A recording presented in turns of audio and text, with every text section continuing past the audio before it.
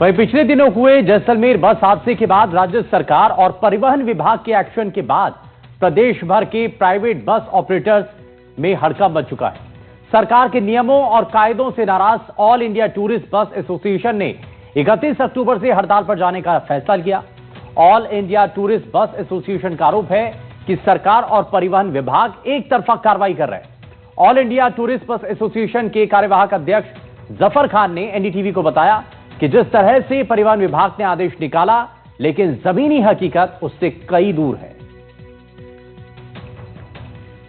जैसलमेर में हुए बस हादसे के बाद जिस तरह से राज्य सरकार और परिवहन विभाग लगातार कार्रवाई कर रहा है, उसी को लेकर all India tourist bus association ने हड़ताल पर जाने का निर्णय लिया। निर्णय क्यों लिया, ये जानने के लिए हमारे साथ है all India tourist bus association के कार्यवाहक अध्यक्ष जफर भाई, क्या कारण है, आप हड़ताल पे क्यों जा रहे हैं? लोगों को काफी असर नहीं।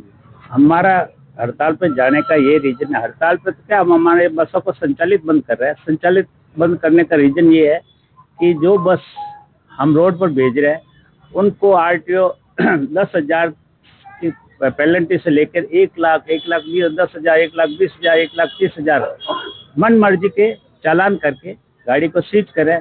उसके बाद जब ये पेनल्टी लेकर रिलीज कर रहे हैं तो उसका आरसी खारिज करें या फिटनेस खारिज करें। हमारा ये कहना है कि जब ये बसें जो आज कार्रवाई हो रही है, जो नॉर्म्स कोड बता के ये हमारे ऊपर कार्रवाई कर रहे हैं, ये नॉर्म्स 2015 में बने थे, 2015 में बने थे। अब हमारे पास जो 8 से 10 साल पुरानी जो बसें हैं वो उसी नॉर्म्स में आनी चाहिए। तो उस समय वो आरटीओ डीटीओ जिसने गाड़ियाँ पास की, हम 8 साल से 10 साल से चला रहे हैं, उनकी 2-2 बार फिटनेस भी हुई है, परमिट भी रिन्यू हुए हैं, और भी जो भी कुछ कमियाँ होगी मान लो तो उन्होंने फिटनेस की, आज परमिट रिन्यू किए। तो फिर अब आज क्या हो गया ऐसा एक दिन में, या इस घटना के बाद मानते हैं ये बहुत दुखद घटना है, कोई इंसान नहीं चाहता जानबूझ के हो, ये टेक्निकल फॉल्ट के कारण हो गया, तो ऐसा तो नहीं है बारंबार ये करेंगे। ऐसी कई घटनाएं होती है और उन सब चीजों को 8 साल तक तो वो गाड़ियां चल रही थी, तो क्या उस समय सरकार पर नजर नहीं आया? रोडवेज को लेकर भी आपकी नाराजगी है? हाँ, रोडवेज को लेकर नाराजगी ये है कि जो बस जिस नॉर्म से हमने बनाई है वैसी रोडवेज की बनी हुई बस है, तो रोडवेज पे कार्रवाई क्यों नहीं हो रही है? अकेली ऑल इंडिया बसों पे जो स्लीपर बस है हमारी, उनके ऊपर कार्रवाई हो रही है, या जो हमारी दूसरी रूट की बसें हैं उनके ऊपर कार्रवाई हो रही है, जबकि रोडवेज भी इसी नॉर्म से बनी हुई है, उनके ऊपर कोई कार्रवाई नहीं, वो धड़ल्ले से चल रही।